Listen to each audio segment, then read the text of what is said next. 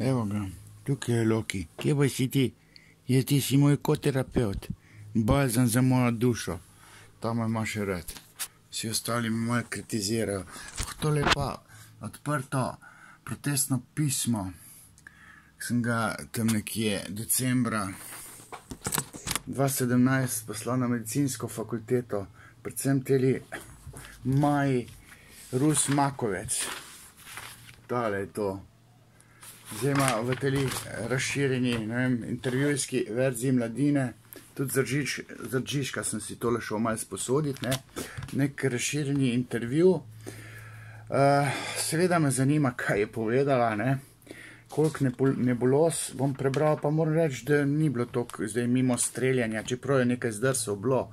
Ampak tiste temeljne zdrse sem jaz teli psihiatrinji očital tistega decembra 2017, ko je preko nekega študenta, absolventa, Nejca Kikla, ali kaj je že bil, ponesrečeno združila Freudo, psihoanalizo in psihiatrijo, nevrologijo.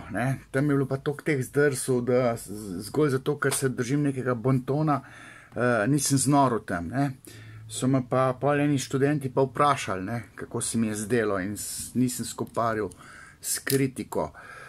Namreč tudi tukaj v tem intervjuju je namreč epicenter te psihiatrije, tudi nevrologije, so možgani, sinapse, transmitri, nevroni. Potem ni čudno, da se konceptualno popolnoma ponesrečeno lotevajo teh pacientov, večine njih, se pravi s tableti, z antipsihotiki, z antidepresivi. Tako se to ne dela, razen mogoče psihoza, šizofrenija, tam zaenkrat ni drugega kot ti antidepresivi, ampak pogovor je tisti, razvozlanje za napačno skupljanih misli.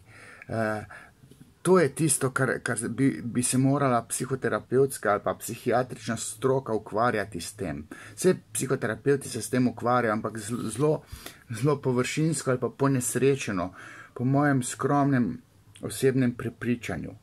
Tale Maja je sicer o meni osebnostni motnji, s katero se jaz tudi osebno precej ukvarjam, veliko napisal sem o tem, se zelo, bi rekel, napačno, čisto mimo psihoanalize, loteva razumevanja duševnosti oseb, ki imajo tako imenovano mejno osebnostno motnjo, borderline. Konceptualno se psihiatri napačno lotevajo psihičnih motenj ravno zato, ker imajo zadaj to farmacevtsko industrijo in vse temelji na tabletih, in potem tabletsko tudi razlagajo te neke spodletele občutke, čustva. Mislenje je treba proučevati. Potem pa tukaj, recimo, jo sprašuje novinar, kaj svetuje ljudem, ki imajo blago depresijo. On pa prav, osnovno je, in to ljudje ne radi ali pa neredko težko sprejmejo, da si bi znali urediti strukturo dneva.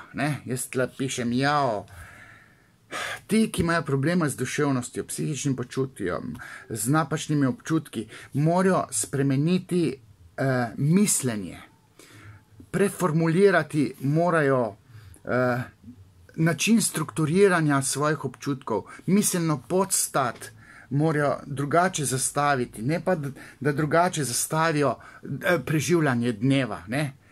Mislenje se mora predrugačiti. Res je dobro, da so kakšni impulzi, dnevni dogodki drugačni, ampak osnova boljšega počutja je pravilno mislenje. Neko dramatično misel je treba neutralizirati s kontra mislijo, z neko drugo logiko, ki je bolj optimistična, bolj flegmatična.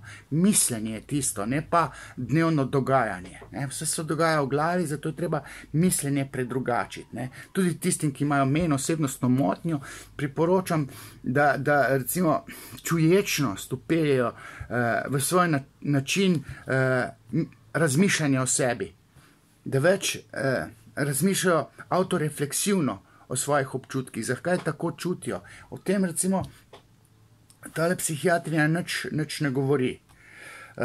Zdaj, omenja sicer transfer, ne, in modro ugotavlja, da še največ naredijo za te svoje bolnike, predvsem te psihotične, če se čustveno povežejo v nekaj, čemur se v psihoanalizi reče transfer. Seveda, transfer, to je čustvovanje med avtoriteto, zdravnikom in pacientko, je najbolj produktivno v smer izboljšanja psihičnega počutja.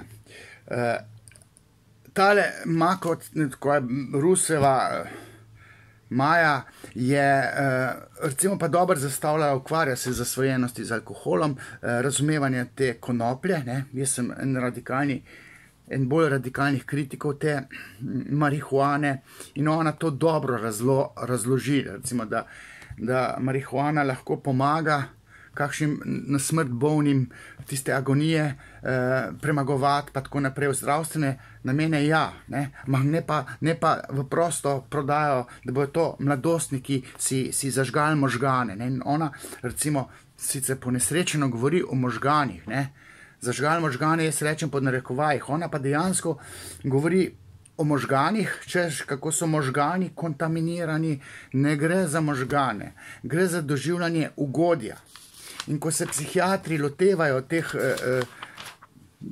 razumevanja psihičnega patosa, se osredotočajo ravno na možgane in govorijo, da je z možgani nekaj narobe. Ne, narobe je z strukturo misli, ki se slučajno misli po možganih, lahko pa se v jetrah, ali pa v srcu, ali pa v ledvicah, kaj s tem. Ni problem možgani sami s sinapsami. To je ravno tako, kot če bi nek računalničar prišel popravljati nek virus, pa bi škatlo vzel, pa z zlot aparatom, pa šraufen cigarjo brsko po škatli. Pa treba je softversko popraviti računalnik, ne. Tudi človekovo misel je treba popraviti, ne pa intervenirati z oralno zaužitimi tableti, ki vplivajo na sinapse, na transmitre in kontaminirajo celo duševno strukturo z vsemi temi stranskimi učinki. In tukaj je s psihiatrom, ne samo dotični Maji, to zamerim vsem psihiatrom, zamerim, da so v konceptualni zablodi, s temi možgani. Potem recimo tale Maja hvali pedopsihiatri, češ da odlično zdravijo in da je prepričan, da v Sloveniji slovenski psihiatri strokovno predpisujejo mladim zdravila, to kar ne na pamet, ampak strogo premišljeno v korist otrok. Otrokom se ne dajo tablet, niti ne Ritalina za tisto neko hiperkinetični sindrom ali pa karkoli imajo, ki so preveč živi, ja, Oedipov kompleks niso razrešili. Mislenje, struktura nadjaza, ta je ključna, ne pa da tam to povezujejo z nekimi transmitri in potem psihiatri, pedopsihiatri predpisujejo otrokom tablete. To se tako ne dela. Sej tudi kakšno pametno stvar tale psihiatrinja pove, ampak s temi možgani pa pretirava. Namesto, recimo, da bi, pa je bila novinar, jo je vprašal o teoriji zarote, o epidemiji teorij zarote.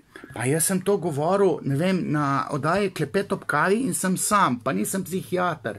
Tam bi se mogel nek psihiater izpostaviti, pa reči, da je Jasmini Kandorfer, da gosti polovico gostov, da so to norci, za Ljubljana polje v psihotični fazi, da rabijo tablete. To bi en psihiater mogel narediti, ne da se jaz tam izpostavljam. Potem gre pa po drugi strani pa kritizirati konzervativnega Andreja Perka, ki se ukvarja tudi z alkoholizmom in trdi celo, da alkoholizem ni v korelaciji s spolom, da to samo v Sloveniji delamo razlike med spoloma. Ja, seveda, moški so bolj zapiti. Moški je v seksualnem smislu drugačen, kadar je dopingiran z alkoholom. Bolj je predrzen. Ženska pa postane zapita promiskuitetna. Vsakem se nastavi. Pohota je pobezlja, že tako nima nadjaza. Moški alkoholizirama pa več poguma. Alkohol to daje, alkohol je po drugi strani naravni antidepresiv. Vse se zapija tudi ženske, ampak po spolu je zadeva ločena in ker Perko o tem govori in ker je konzervativni mislec, ga ta skupaj z Rugljem kritizira, kar se meni osebno ne zdi prav. Zdaj, kaj naj še rečem? Izpostavlja Dansko pa Skandinavijo kot dežela najbolj srečnih ljudi. Mislim, novinar to vpraša, ona bi morala vedeti, da največji potrošniki antidepresivov so Danci, zato so srečni. Prav razočaran sem nad tem intervjujem oziroma nad celo psihiatrijo.